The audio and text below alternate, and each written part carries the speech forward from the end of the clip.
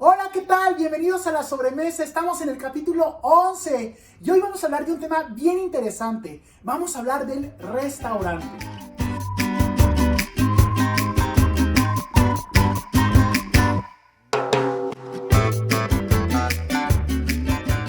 Miren, la mayoría de las personas piensan que saben lo que es un restaurante. En realidad no es así, porque para eso es importante conocer un poquito de la historia. En ese sentido, es interesante saber que el restaurante nació, o la palabra restaurante nació primero como justamente eso, un término, y mucho tiempo después nació el concepto, la experiencia, la propuesta de valor, el negocio del restaurante. ¿Esto a qué se debe? Miren, en Francia ya existía lo que se conocía como la sopa restauradora.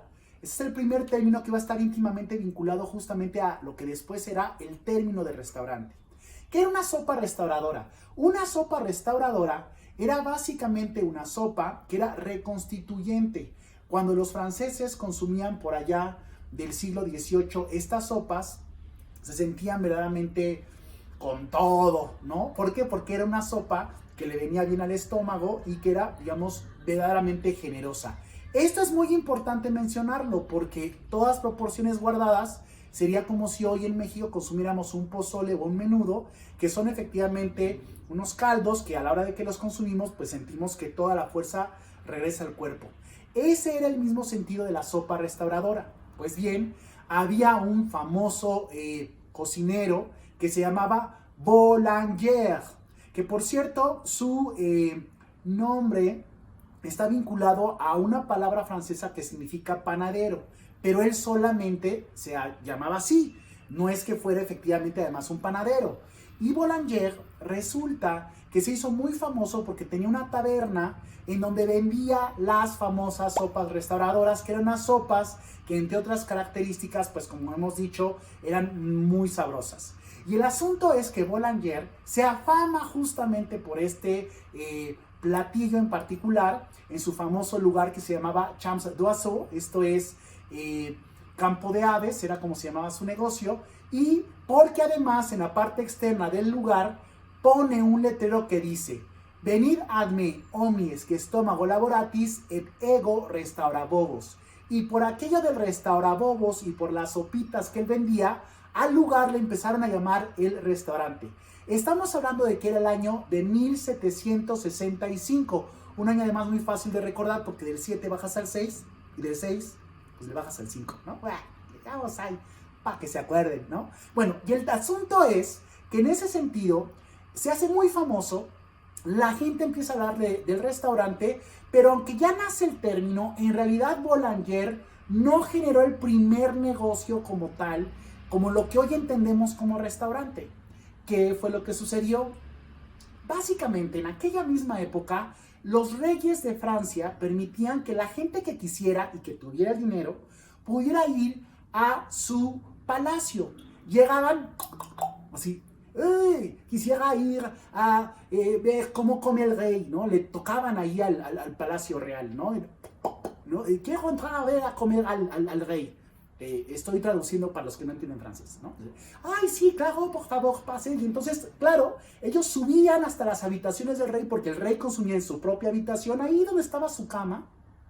Y entonces las personas paraditas veían cómo comía el rey, ¿no? O sea, se inventaron su propio reality show de aquella época, claro, siglo XVIII. Y entonces, claro, en ese sentido lo que sucede es que el rey comía, la gente lo veía y la gente empezaba así como a alucinar. ¡Ay, qué padre! ¿Cómo come el rey? Yo quisiera hacer algo así un día en mi casa, ¿no? Pero claro, no todo el mundo era aristócrata, o sea, no todo el mundo era noble y en ese sentido solamente el rey y obviamente la corte vivía estas circunstancias. Algo muy significativo porque además quienes literalmente atendían al rey eran los nobles. Esto era duques, condes, marqueses, etcétera. Eran gente que como era muy cercana al rey, lo podían atender literalmente, pues obviamente con toda la pompa y circunstancia que esto ameritaba, y el rey se sentía pues muy contento, ¿no? Junto con su reina, de que los atendieran pues justamente sus personas más cercanas. Un chef de nombre Bovillier se da cuenta de este fenómeno. de que hay gente que llega y que ve a ver comer al rey, y así dijo, órale, qué locos, ¿no? Y si yo hago algo así, pero en un negocio ya establecido para que esta gente pudiente, que tiene dinero, pero no es aristócrata, pueda vivir el tema de comer como si fuera un rey, y entonces, fíjense bien, ahora es a este chef que había trabajado obviamente para muchas personas de la corte, que se llamaba Beauvilliers, decide abrir un establecimiento con el concepto ahora sí que tú y yo conocemos de lo que es un restaurante.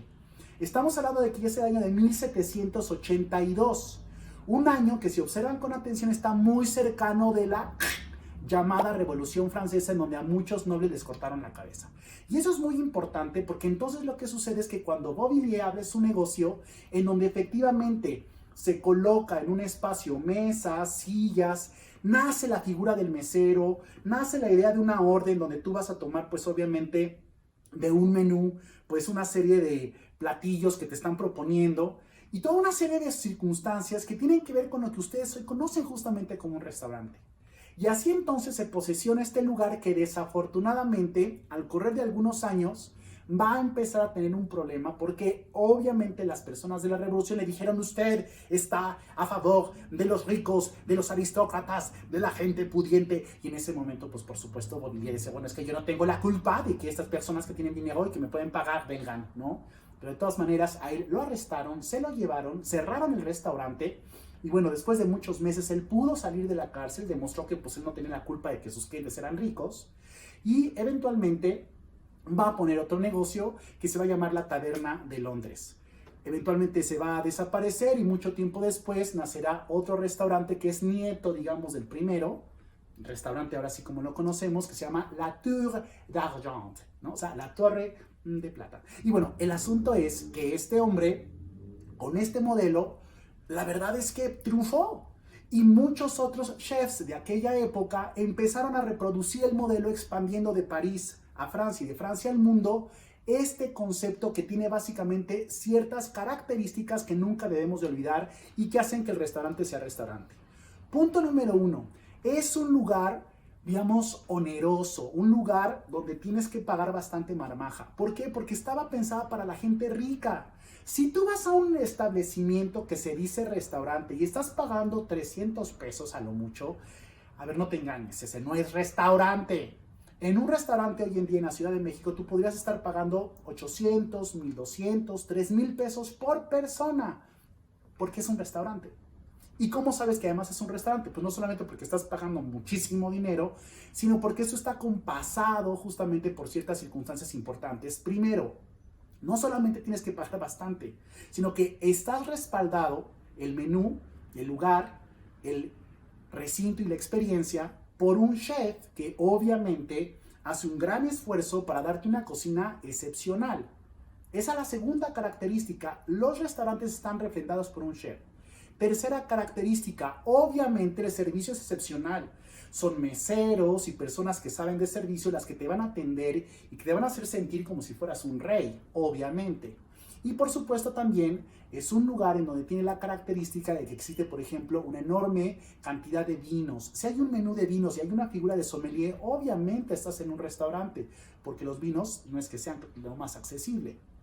Y bueno, por supuesto, estamos hablando de que en estos lugares la ambientación, o sea, el salón comedor, la música y todo lo demás son especialmente pensados para una persona que va a pagar y va a pagar bien por todo esto que estoy comentando. Esas serían las características básicas de un negocio de restaurante. A través del tiempo, esto evolucionó y ahora que estamos en la época del coronavirus, obviamente esto va a evolucionar mucho más porque ahora vamos a tener que vigilar que nuestra seguridad, nuestra sanidad, el manejo higiénico de los alimentos sean los adecuados. ¿Qué va a suceder? No tengo idea. Pero ¿por qué no nos compartes a través de tus likes, por favor dalos, y de tus comentarios, las posibilidades que tú piensas que puede tener ahora un restaurante? Estamos en una nueva etapa. Coméntanos, ¿tú qué opinas sobre lo que pueden ser los restaurantes en el futuro? Te agradezco como siempre, ten un hermoso día y nos vemos en la siguiente sobremesa. No dejes de escribir y no dejes de dar likes. Nos vemos.